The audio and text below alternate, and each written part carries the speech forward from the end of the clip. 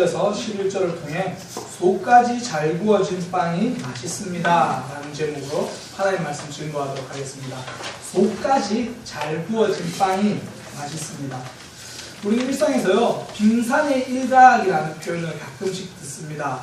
빙산은 드러난 모습보다 드러나지 않은 부분이 더 크다, 그런 의미거든요. 그러니까 빙산의 힘은 물 속에 있는 얼음에 있습니다. 실제로요, 10%만 밖으로 나와 있고 90%는 물 안으로 있다고 합니다. 그래서 예를 들어 빙산이 한 1m 정도 나와 있다 그러면 9m 깊이로 그렇게 다른 빙산이 있다는 거죠. 전체에 비해서 비록 작은 부분이지만 그것이 빙산의 전부가 아닙니다. 빙산의 진짜 힘은 물 속에 있다는 거죠. 그래서 빙산의 일각 전체 중에 아주 작은 부분이다, 그렇게 이야기를 합니다. 빙산의 일각으로 설명할 수 있는 것이 있습니다. 성도의 삶입니다.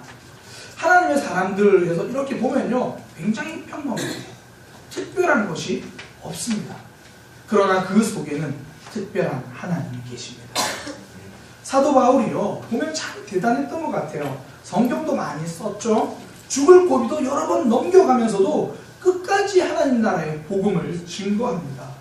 그랬던 바울이 자기 자신을 이렇게 묘사합니다. 에베소서에 보면요, 모든 성도 중에 지극히 작은 자보다 더 작은 나. 그러니까 굉장히 대단한 사람인데 이렇게 거짓말을 하는 것처럼 보여요. 자기를 비하하는 것처럼 보입니다. 그러나 이건 거짓말이 아닙니다. 바울이 했던 모든 업적은 자신의 힘으로 한 것이 아니라는, 그것을 인정하는 정직한 고백일 뿐입니다. 바울이 대단한 것이 아니라 바울 속에 계신 성령 하나님이 대단한 겁니다. 바울이 특별한 사역을 한 것이 아니라 바울 속에 계신 하나님이 특별하신 분으로 바울을 이끌어 주셨기 때문입니다. 바울의 모습은요, 그의 삶은 빙산의 일각입니다. 그의 내면에 있는 그 속에 계신 하나님이 크신 분이다라는 겁니다. 그래서 지난주에 전도사님이 오후 예배 설교 제목이 성도의 자신감은 하나님이다, 그렇게 말씀하셨잖아요. 이것이 정말 정답입니다. 성도는 자신의 힘을 믿는 것이 아니라 하나님의 힘을 붙드는 사람입니다. 그러니까 언제나 당당합니다. 하나님의 힘 내 속에 있다는 거 아는 거예요. 내 모습으로 살지 않습니다. 내가 잘할 수 있다 말하지 못합니다. 그러나 내 속에 계신 하나님이 나를 붙들어 주신다라고 이야기를 하는 거죠. 그래서 베드로도요, 오늘 본문에서 성도들에게 이렇게 말하는 겁니다. 봉사할 때도 하나님이 공급하시는 힘으로 하라. 사명을 감당할 때도 하나님이 우리에게 각자 주신 은사가 있다. 하나님이 주신 그 은사로 하라. 뼛속 깊은 곳까지, 몸속 구석까지 하나님의 은혜를 힘입어서 그렇게 하라. 내 모습이 아니다. 우리의 모습은 빙산의 일각인 거예요. 우리의 힘은 빙산의 일각입니다. 하나님이 우리 속에서 역사하시는 그 힘을 힘입어 사역하라고 말하는 거죠. 성도는요, 겉모습만 신앙으로 포장하는 사람이 아닙니다. 겉모습만 하나님 붙드는 사람이 아닙니다. 속 깊은 곳까지 하나님의 사랑으로 채우는 겁니다. 겉만 살짝 익은 빵이 아닙니다. 속까지 하나님의 은혜로, 속까지 하나님의 사랑으로 성령 하나님의 뜨거운 열기가 우리 속까지 잘 구워진 그런 빵이 바로 성도의 모습입니다. 그래서 세상 가운데 맛을 내는 거예요. 세상에서 하나님으로 잘 구워진 맛있는 냄새를 풍길 수 있는 사람입니다. 세상 가운데 먹혀서 맛을 내는 존재입니다. 봉사로 먹힙니다. 섬김으로, 삶으로 먹혀서 세상을 만나게 만듭니다. 저는요, 사실 빵보다 밥을 더 좋아합니다.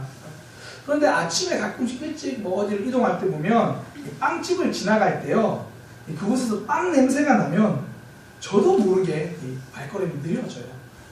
가다가 빵 굽는 특유의 냄새 있잖아요. 살짝 달콤하고 이 고소한 그 냄새가 나면 저도 모르게 발걸음을 느리게 하고 숨을 이렇게 들이셔요. 그 달콤한 냄새, 그 고소한 냄새가 너무 좋아요. 빵 잘 구워지는 냄새 참 좋습니다. 그런데 제가 빵 굽는 냄새보다 더 좋아하는 것이 있습니다. 하나님으로 속까지 잘 구워진 성도들과 대화할 때입니다. 제가 지난주에도요, 기독교 대안학교에 선생님으로 계신 한 분을 만났습니다.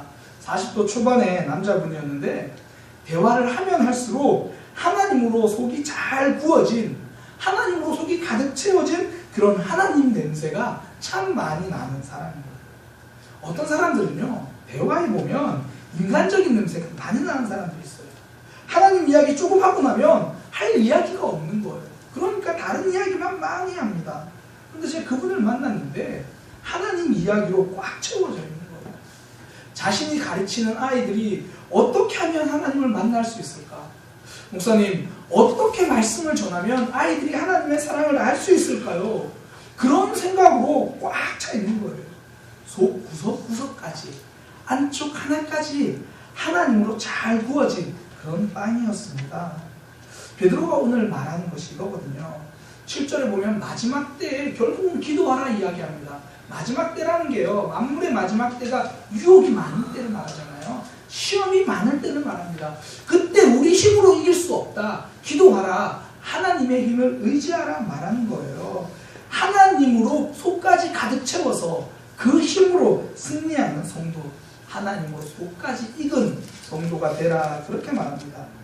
설 익으면요, 진가를 모릅니다. 저는 첫 사역, 전도사 사역을 하기 전에 그 전까지는요, 과일을 거의 안 먹었습니다. 정확히 말하면 과일을 굉장히 싫어했어요. 1980년대 많은 가정들이 그랬던 것처럼 저희 집도 굉장히 가난했습니다. 그래서 과일을 사 먹을 수가 없었어요. 근데 가끔씩 부모님이 과일을 집으로 가지고 오시면 대부분 시거나 굉장히 떫은 정말 맛없는 과일이었어요. 지금 생각해보면 설 익은 과일, 또 상한 과일 그냥 얻어서 오셨던 것 같아요. 그래서 제가 생각하는 과일은요, 떫은 거예요. 제가 생각하는 과일은 신 거예요. 그래서 그 이후에 집에서 과일이 나와도요, 먹어본 적이 없습니다. 근데 사역을 시작하니까 신방 가면 과일을 주시더라고요. 아, 이걸 왜 먹나? 그러고 신방이니까 먹어야 되잖아요. 전도사니까 표정 관리하면서 맛있게 사과를 이렇게 해서 먹었습니다. 와, 사과가 달더라고요. 아, 사과는 새콤달콤 맛있는 거구나. 신세계였습니다. 근데 여전히 저는 그래서 신맛 있는 과일들을 아직도 좀 안 좋아해요. 떫은 맛 조금이라도 있으면 잘 못 먹어요. 이게 설 익은 것을 많이 먹다 보니까 진짜 맛을 잘 모르는 거예요. 설 익은 것만 대하다 보니까 진가를 모르는 거예요. 신앙생활도 설 익으면요, 그 진가를 모릅니다. 천국 가야 되니까 신앙생활 하기는 하는데 불편한 거예요.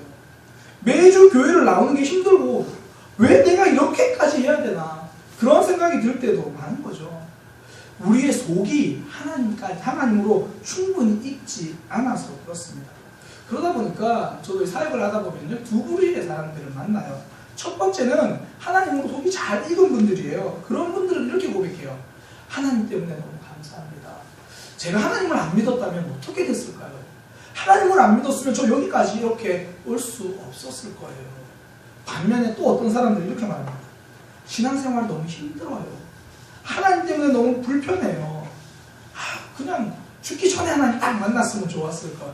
내가 언제 죽는 줄만 알면 세상에서 마음껏 놀다가 딱 죽기 5분 전에, 그리고 양심은 있으니까 하루 전에, 그때 하나님 믿을 걸. 이게 신앙의 푹 익은 맛이 무엇인지 모르는 거예요. 설 익으니까 충분히 익지 않아서 그런 거예요. 그래서 베드로가 강조한 게 그거잖아요. 11절에 누가 봉사하려거든 하나님이 공급하시는 힘으로 하라. 속을 하나님으로 꽉 채운 상태에서 그렇게 봉사하는 말이죠. 그렇지 않으면 힘이 없는 거예요. 그렇지 않은 헌신과 봉사는 금방 지치는 겁니다. 사단이 가장 잘 건드리는 게 뭐냐면 인정받으려는 욕구예요. 그러니까 하나님이 주신 힘이 없어도 저요 하고 헌신하거든요. 봉사하거든요. 그런데 그 동기가 뭐냐면 인정받고 싶어서 그렇게 하는 거예요. 저도 청소년 시절, 청년 시절에 교회에서 정말 많은 일을 했습니다. 임원을 거의 놓친 적이 없어요. 그런데 제가 일할 때 지금 돌아보면 많은 경우 인정받고 싶어서 했던 거죠. 그러니까요, 제 모습에 두 가지 특징이 나오더라고요. 첫 번째는 어느 정도 일하다 보면 힘들어요. 힘들어. 그러면서 하는 말, 혼자 하니까 힘들어요. 혼자 하니까 지쳐요. 그러면서 왜 나는 혼자 해야 돼? 이렇게 말해요. 사실 진짜 하고 싶은 거는 저 인정해 주세요 그 말이었던 거예요. 잘 모르니까 그냥 내가 힘든가 보다, 혼자 하니까 힘든가 보다. 또 다를 때는요 또 이렇게 반응합니다. 정죄하는 거예요. 저 사람은 왜 안 해? 그래도 다 같이 해야지. 저렇게 쏙 빠지면 어떡해? 그리고 야 그렇게 하는 거 아니야. 그 방법이 틀렸어. 결국은 듣고 싶은 말이 뭐냐면 너 잘하고 있어. 인정을 듣고 싶었던 거더라고요. 인정이 동기였던 거예요. 그래서 혹시나 우리 주변에 나 혼자 하니까 너무 힘들어요. 저 사람은 왜 안 해? 저렇게 하면 안 돼. 그렇게 말하는 사람 있잖아요. 그러면 그때는 그래 도와줄게. 함께 할게. 그러고요. 그 다음부터는 그 사람들이 일할 때 어떻게 하면 되냐면 앉아서 박수 쳐준다. 잘합니다. 당신 없으면 못하는 거예요. 집사님이 최고예요. 계속 박수. 잘한다. 계속 그렇게 해주면 돼요. 정말 잘해요. 저 아직도 연약해가지고 아내한테 제가 그렇게 말해줘요. 그리고 제가 힘들다 지치다고 말하는 오는 날은 다른 거 하지 마세요. 신랑님 잘해요. 잘한다. 계속 그거만 말해주면 돼요. 실제로 그러면 힘이 나는 경우 참 많아요. 인정받으려는 동기 때문에 그렇거든요. 인정은요 헌신의 결과지 동기가 될 수 없습니다. 실제로 우리 주위에 신앙생활 굉장히 열심히 잘하시는 분들 있잖아요. 그런 분들은 인정 없어도 잘해요. 오히려 인정해주면 이렇게 말해요. 제가 한 거 없어요. 굉장히 부담스러워요. 정말 잘해서 대단하십니다. 그러면 그런 말 하지 마세요. 제가 한 거 없어요. 그분들은 인정이 결과라는 걸 아는 거예요. 인정이 없어도 하나님 때문에 하는 거예요. 그런데 속까지 익지 않으면요 인정이 동기가 돼요. 인정받지 못하면 쉽게 지치는 거예요. 공동체도 그렇습니다. 내가 하나님으로 깊이 있지 않으면요 공동체가 불편해요. 나에게 신경 써주는 게 부담스러운 거예요. 그러니까 사랑해서 하는 권면이라는 걸 아는데도 그 소리가 듣기 싫은 거예요. 사역하다 그런 분들 보이잖아요. 저는 그러면 공동체랑 잘 적응하게 해주세요. 그렇게 기도 안 합니다. 하나님 저 지체에게 말씀이 들려지게 해주세요. 하나님 저 지체가 예배를 통하여 하나님으로 감격하게 해주세요. 많은 교회들이 흔히 말하는 요즘 젊은이들 표현으로 아웃사이더 성도들 있잖아요. 잘 적응 못하고 그런 성도들이 어떻게 하면 적응할까 고민하다가 체육대회를 해요. 게임을 해요. 그렇게 으쌰으쌰 땀 흘리고 나면 적응 잘할 거야. 하나 될 거야. 그렇게 땀 흘립니다. 그런데 공동체에 잘 적응하게 하는 것은요 땀 흘리는 게임이나 운동이 아니라 예배 시간에 눈물을 흘리는 거예요. 그게 지름길입니다. 하나님으로 속으로 가득 채워지기 시작하면 하나님으로 깊은 곳까지 구워지기 시작하면 그때부터 공동체의 힘을 발견합니다. 그때부터 공동체가 행복해지는 겁니다. 그런 다음에는요 게임 아무거나 해도 돼요. 수건 돌리기 해도 되고요. 수건 없으면 양말 벗어서 돌려도 돼요. 더럽다고 생각하죠? 그거 더 재밌게 해요. 하나님으로 구워지고 은혜가 차면요 모든 게 다 감당이 되는 거예요. 설 익으면 헌신의 진가도 모르고요. 설 익으면 공동체의 진가도 알지 못합니다. 쉽게 지치는 거예요. 그래서 교회 안에서는 일 열심히 하는 과정보다 중요한 게 하나님으로 익어가는 과정입니다. 저는 우리 사랑하는 교회가 저도 여러분도 모두 하나님으로 속까지 잘 구워진 그런 믿음의 백성 되기를 소망합니다. 세상을 내 힘으로 사는 것이 아니라 하나님의 힘으로 살아가는 그런 성도가 되기를 소망합니다. 속까지 하나님으로 잘 구워진 성도, 내 힘으로 하는 것이 아니라 하나님의 힘으로 살아가는 성도가 되기 위해 필요한 건요 하나님 수준까지 도전하는 삶이에요. 8절에 보면 이렇게 말합니다. 무엇보다 가장 우선하여 뜨겁게 서로 사랑하라. 그래서 뜨겁게 정확한 번역은요 변함없이입니다. 얼마나 변함없이 사랑하라고 이야기하냐면 죄를 덮을 만큼 나에게 실수하고 나에게 좀 잘못하고 나에게 죄를 범하고 나에게 상처 준 그것을 다 이해할 만큼 변함없이입니다. 베드로는 이렇게 이야기하면서 지금 예수님을 떠올리는 거예요. 예수님 수준으로 하라고 이야기하는 겁니다. 마태복음 18장에 보면 예수님과 베드로의 대화가 나와요. 예수님이 용서에 대해서 말씀하시거든요. 그러니까 베드로가 질문해요. 예수님, 그러면 어느 정도 용서해 주면 됩니까? 말투가요 굉장히 지금 당당한 거예요. 예수님 어느 정도 용서해 주면 돼요? 7번 정도면 되지 않습니까?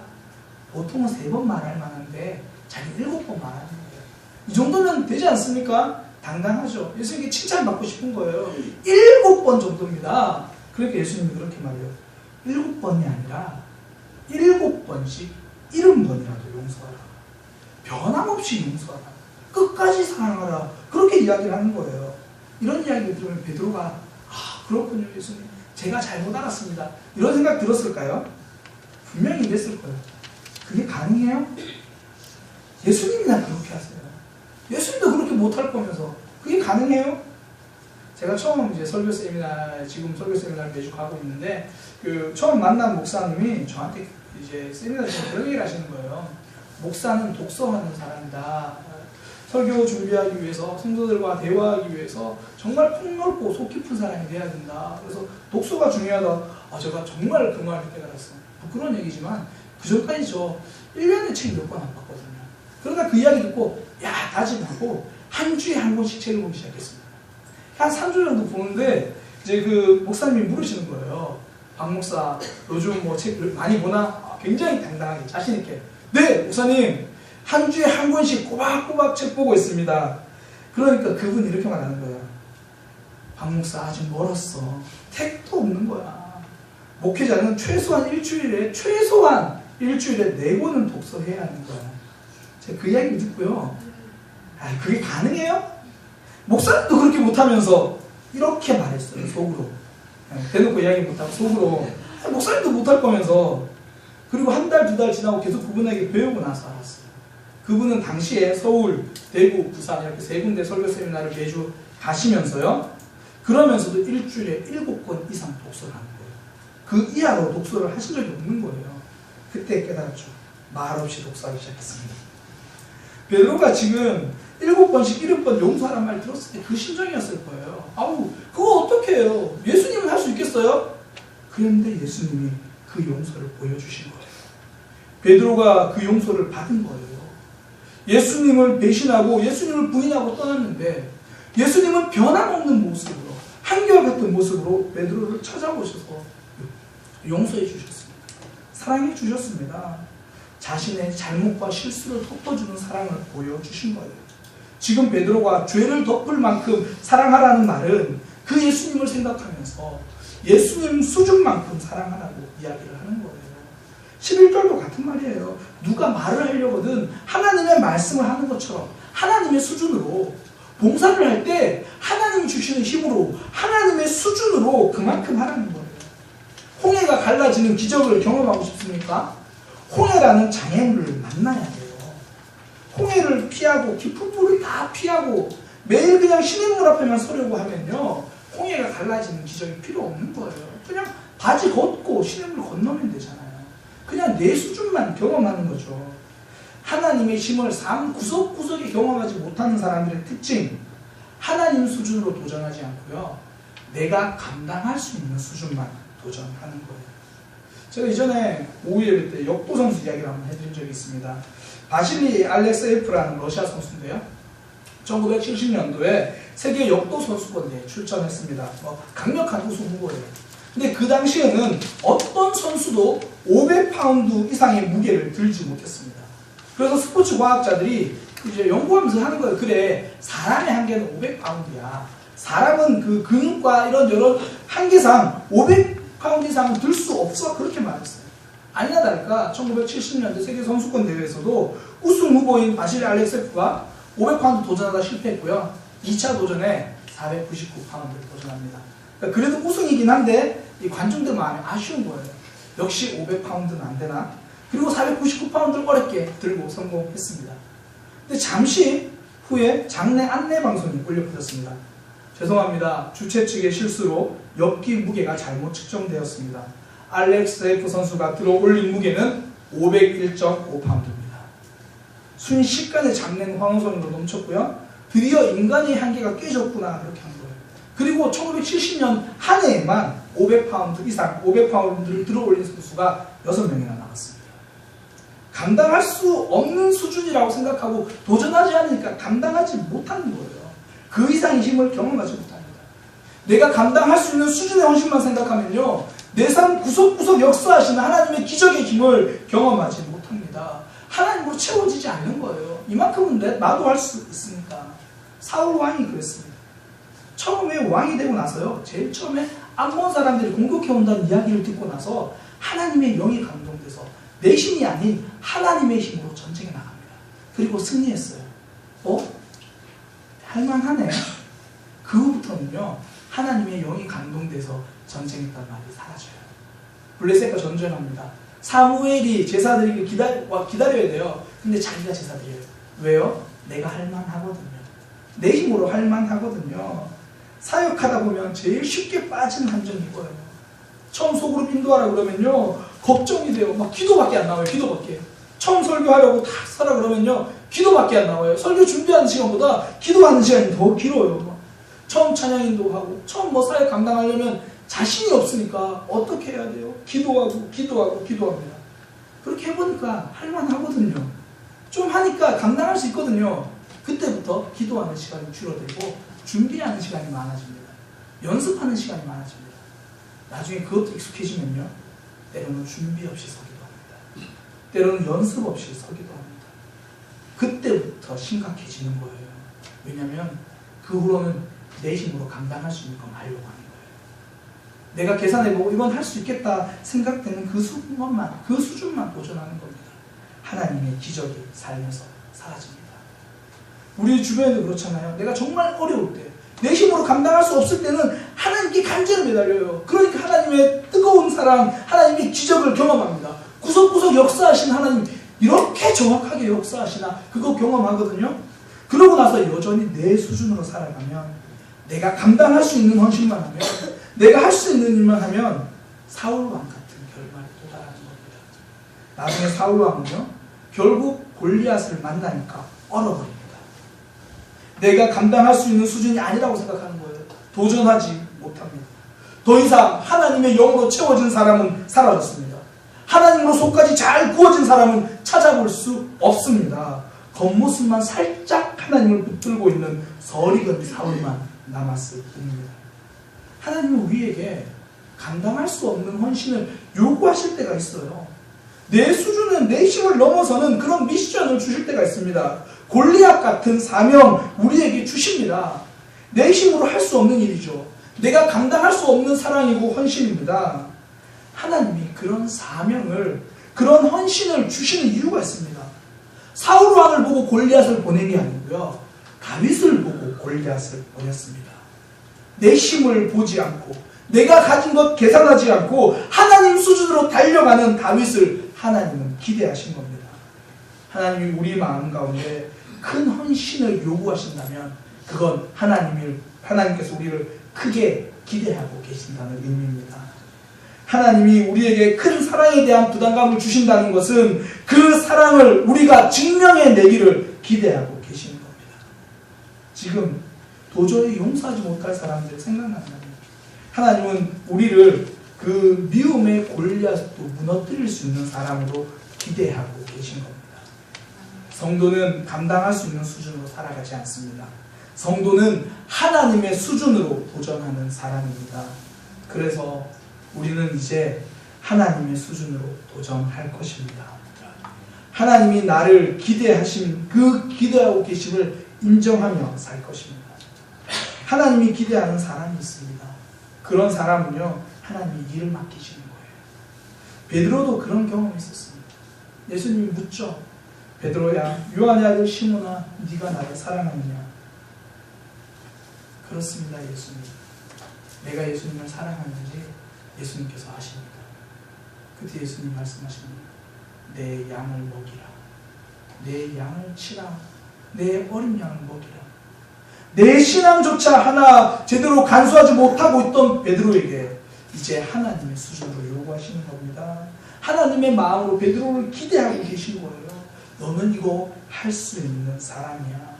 우리를 향한 하나님의 기대감입니다. 하나님은 우리가 하나님으로 우리의 삶을 구석구석 채우기를 원하십니다. 하나님의 계획이에요. 성도는 내 결심으로 살지 않습니다. 하나님의 계획으로 삽니다. 내 결심이 아니고요, 하나님의 기대감입니다. 그거 붙들고 하나님 수준으로 도전하는 겁니다. 이제 우리는 하나님 수준으로 도전할 것입니다. 하나님 수준으로 헌신할 것입니다. 하나님 수준으로 사랑할 것입니다. 제가 지난주에 한 목사님을 만났어요. 그분과 대화하면서 그분이 자기 교회 유치부 꼬마 아이 이야기를 해주시는 거예요. 4살짜리 꼬마 유치부 아이가 예배를 마치고 교회 문을 나서는데 갑자기 뒤로 돌아서 교회를 보고 배꼽 인사를 하는 거예요. 예수님 안녕히 계세요. 참 인사성이 바른 아이죠. 생각만 해도 귀여워요. 그 뭐 하윌이 같은 아이가 집에 가면서 우리 교회 보면서 하나님 안녕히 계세요. 그러고 가는 거예요. 그런 인사는요, 아이들이 할 때는 참 귀엽습니다.